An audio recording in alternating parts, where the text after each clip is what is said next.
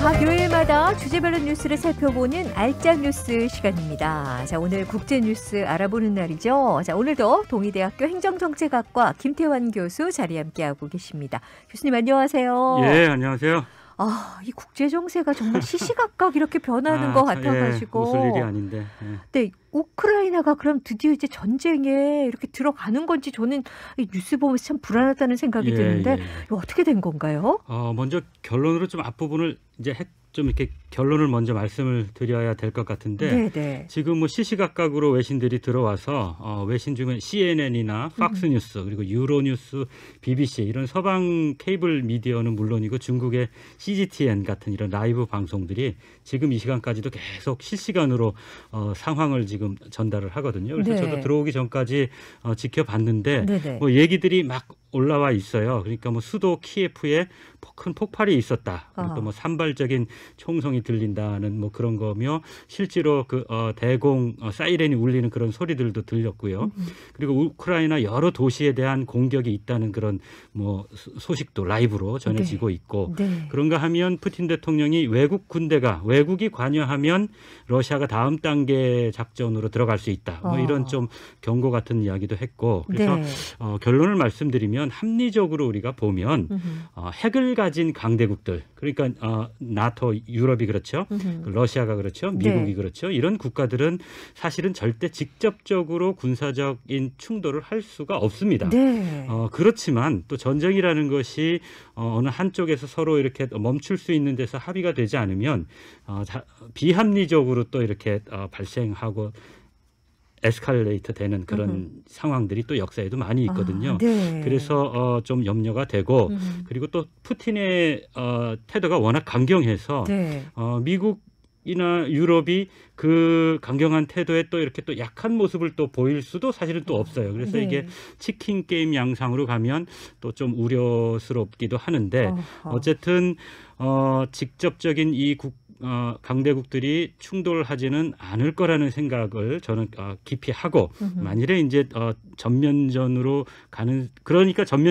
가지는 않을 거라고 저는 생각을 하고요.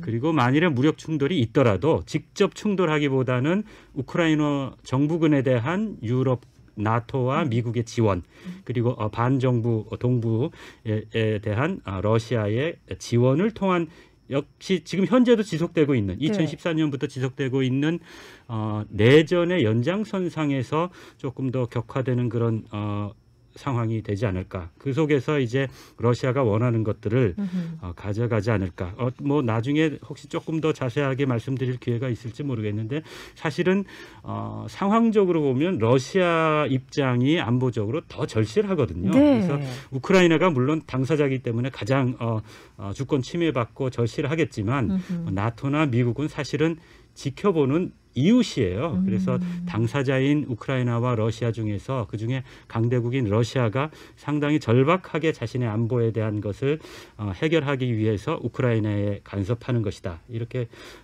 보고 있습니다. 그래서 어제 보니까 뉴욕 타임즈에 따르면 푸틴 대통령이 21일에 국민 연설을 했는데 네. 소위 우리가 이제 돈바스라고 부르는 우크라이나 동쪽에 루안스크와 도네츠크 주에 러시아군이 진입하라고 이렇게 명령을 했다고 합니다. 그래서 미국과 유럽은 이에 대해서 즉각적인 이제 경제 제재를 시행하는 것으로 이렇게 보도되고 있는데 문제는 또 그 다음 날 22일에 당장 돈바스 지역으로 당장 러시아군이 들어가는 거는 아니다 하고 또 푸틴 대통령이 살짝 또 물러서는 그런 모습을 또 보이기도 했었거든요. 네. 그래서 그런가 하면 또 지금 계속 들어오는 것처럼 나토나 유럽 입장에서는 이미 러시아군이 돈바스 지역에 진입했다고 확신을 하고 있는 거고 그래서 이게 도대체 이게 침공이냐 아니냐 이거를 판단하는데도 조금 모호한 상황이 사실은 연출되고 있어요. 그래서 이게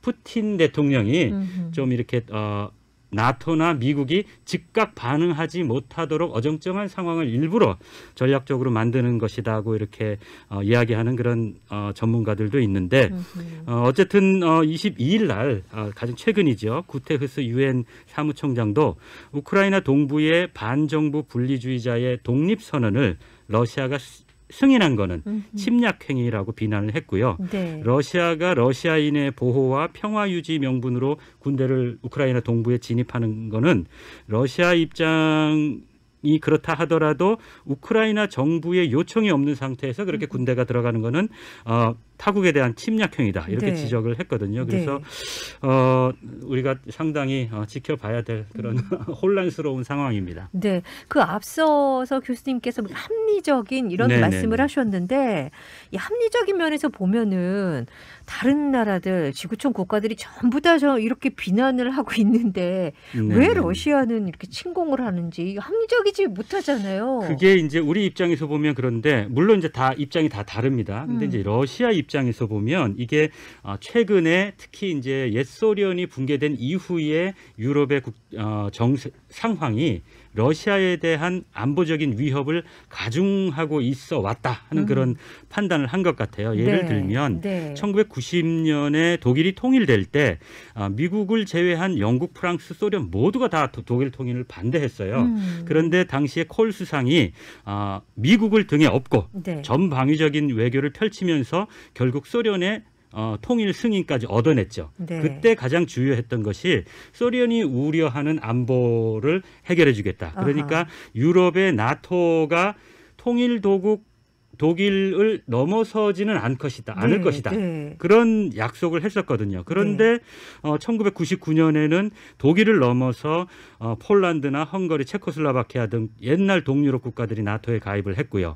또 2004년에는 나머지 동유럽 국가들은 물론이고 옛날 소련 연방의 국가였던 네. 그 발트 3국 에스토니아, 라트비아, 리투아니아가 또 나토에 가입을 했어요. 그래서 재작년 2020년까지는 바르샤바 조약 기구의 거의 대부분의 회원국들이 나토에 들어가고 최근에는 이 우크라이나마저 바로 이제 러시아가 자국과 같은 종질의 문화와 민족이라고 생각을 하고 바로 이제 러시아와 인접해 있는 네. 우크라이나마저도 나토에 가입하려고 하고 또 나토에서 그걸 긍정적으로 고려를 하니까 네. 러시아 입장에서는 상당히 안보적인 위축이 있는 거죠. 그래서 기왕에 러시아인들이 많이 상당 부분 거주하고 있는 동우크라이나에서 마침 이제 독립을 하겠다는 선언을 하니까 거기에 보조를 맞추어서 러시아가 좀 행동을 취하는 겁니다. 그러니까 좀 러시아 입장에서는